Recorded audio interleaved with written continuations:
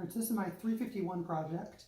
It is comprised of a MP or MD 6050 IMU, 6 degree of freedom, 2 momentary switches, one for my thumb to press and one on my palm for my ring finger to press, 2 servos doing yaw and pitch, and a laser pointer slash flashlight pet toy combo. The processing of this code is, or the processing of this project shows a servo interlock, a laser arm, and a reset home. The servo interlock is when I press the palm button, it allows me to then take control of the servo. The laser arm is for turning on the laser if I have it set in the laser mode, but the laser is very hard to see since the Arduino does not pass through enough current for the laser to be very bright or noticeable. So now the laser is on, now it's off, and I can control that just by rotating my hand. So let's leave it on. And the last one is a reset home, which allows me to go and reset the home position of the servos. So now this is the 0 point, and I can control it based on how I move my hand around.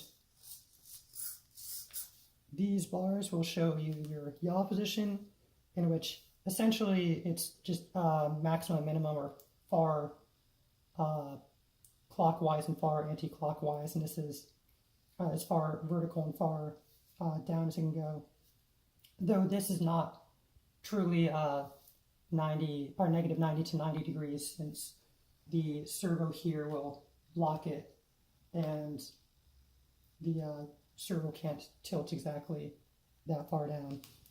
So if I reset my home and then move my hand around, you can see that the light moves as my hand does. I can also tell it that home is now here,